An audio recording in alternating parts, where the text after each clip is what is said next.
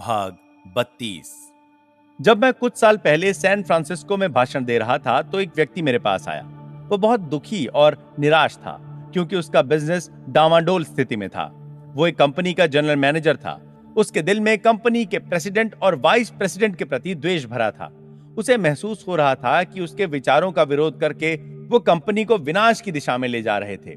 Company का मुनाफा घट रहा था, बाजार में हिस्सेदारी कम हो रही थी, कंपनी के शेयर की कीमत भी गिर रही थी, जिससे उसे काफी चिंता हुई क्योंकि उसका ज्यादातर भुगतान स्टॉक ऑप्शंस के रूप में था।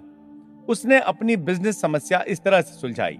सुबह सुबह वो शांति से ये सकारात्मक घोषणा करता था, हमारी कंपनी में काम करने वाले सभी कर्मचारी ईमानदार, सच्चे, सहयोगी, वफादार और सबके प्रति सद्भावना से भरे हैं। वे इस कंपनी के विकास, कल्याण और समृद्धि की जंजीर में मानसिक व आध्यात्मिक कड़ियां हैं। मैं अपने 2 सहयोगियों और कंपनी के बाकी लोगों के लिए अपने विचारों, शब्दों और कार्यों में प्रेम, शांति तथा सद्भावना प्रसारित करता हूं। हमारी कंपनी के प्रेसिडेंट और वाइस प्रेसिडेंट को सभी कामों में ईश्वर का मार्गदर्शन मिल रहा है। मेरे अवचेतन मन की असीमित बुद्धिमत्ता मेरे द्वारा सारे निर्णय लेती है। हमारे सभी बिजनेस, सौदों और पारस्परिक संबंधों में सद्भाव निहित हैं। मैं ऑफिस जाने से पहले शांति, प्रेम और सद्भावना के संदेशवाहक भेजता हूं। कंपनी में काम करने वाले सभी लोगों के दिलो दिमाग में शांति और सद्भाव कायम रहे, जिनमें मैं भी शामिल हूं। मैं अब आस्था, विश्वास और भरोसे के साथ एक नए दिन की शुरुआत करने जा रहा हूं। उस बिजनेस एग्जीक्यूटिव ने यह विचार सच मानते हुए सुबह 3 बार धीरे धीरे भावना के साथ दोहराया। दिन में जब भी उसके मन में डर या गुस्से के विचार आते तो वो स्वयं से कहता, शांति, सद्भाव और संतुलन हर समय मेरे मस्तिष्क पर शासन करते हैं। जब वो इस तरीके से अपने मस्तिष्क को अनुशासित करता रहा तो हानिकारक विचार आने बंद हो गए और उसके मन में शांति छा गई। उसने शांति की फसल काटी। बाद में उसने मुझे लिखा कि मस्तिष्क को व्यवस्थित करने के लगभग 2 सप्ताह बाद प्रेसिडेंट और वाइस प्रेसिडेंट ने उसे अपने ऑफिस में बुलाकर उसके काम तथा नए सृजनात्मक विचारों की प्रशंसा की। उन्होंने ये टिप्पणी भी की कि वे कितने सौभाग्यशाली हैं जो उन्हें ऐसा जनरल मैनेजर मिला है। उसे ये जानकर बहुत खुशी हुई कि व्यक्ति खुद में खुशी पा सकता है। बरसों पहले एक दोस्त ने मुझे एक घोड़े की कहानी सुनाई। एक बार एक घोड़ा सड़क किनारे के ठूंठ के पास बैठे सांप से डर गया।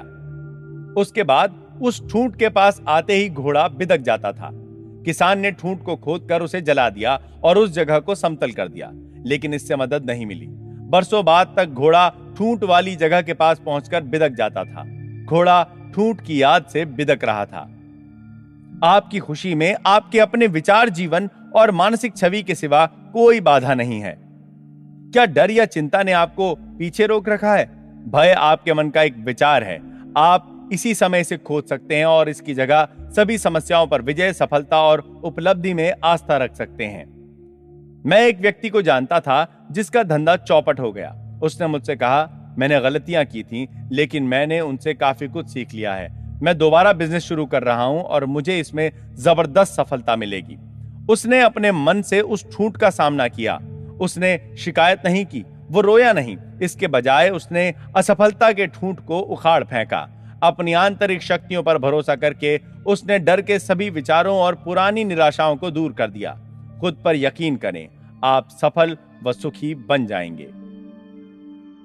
सबसे सुखी व्यक्ति वो है जो लगातार अपने भीतर के सर्वश्रेष्ठ स्वरूप को सामने लाता है और उसका अभ्यास करता है। सुख और सद्गुण एक दूसरे के पूरक हैं। सबसे अच्छे लोग न सिर्फ सबसे सुखी होते हैं बल्कि आमतौर पर सफलता से जीने की कला में भी माहिर होते हैं। ईश्वर आपके भीतर सबसे ऊंचा और सबसे अच्छा है।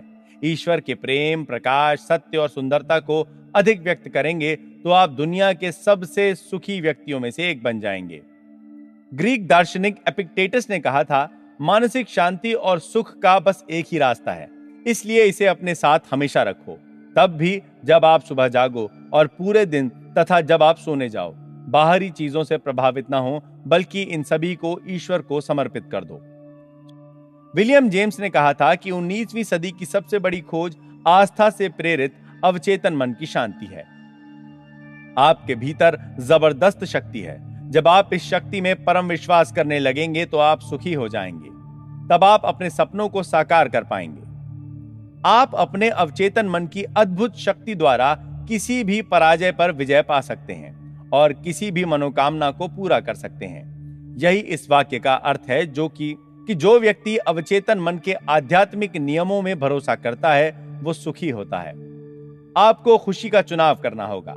खुशी एक आदत है, ये एक अच्छी आदत है जिस पर अक्सर विचार करना चाहिए।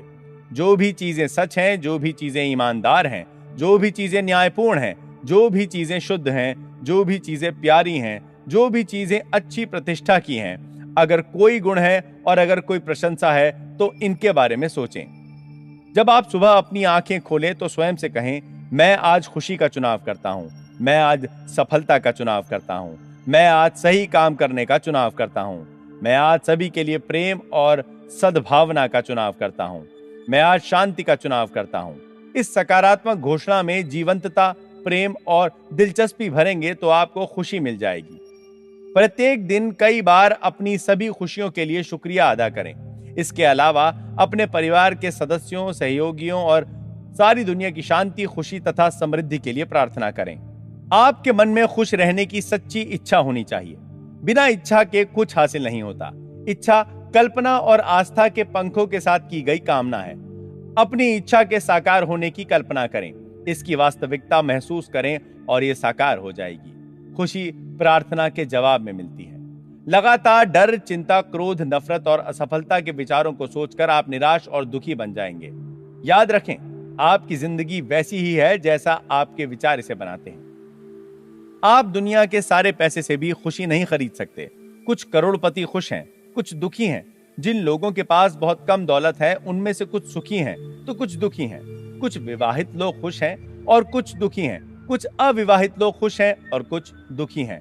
खुशी का साम्राज्य आपके विचार और भावना में है। खुशी शांत मस्तिष्क की फसल है। अपने विचारों को लंगर डालकर शांति, संतुलन, सुरक्षा और दैवी मार्गदर्शन पर बांधे। आपका मस्तिष्क खुशी उत्पन्न कर देगा। आपकी खुशी में कोई बाधा नहीं है।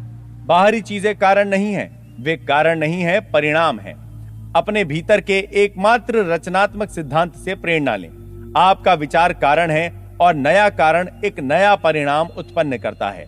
खुशी का चुनाव करें। सबसे सुखी व्यक्ति वो है जो अपने भीतर के सबसे ऊंचे और अच्छे स्वरूप को बाहर लाता है। ईश्वर सबसे ऊंचा तथा सबसे अच्छा है और आपके भीतर ईश्वर का साम्राज्य है।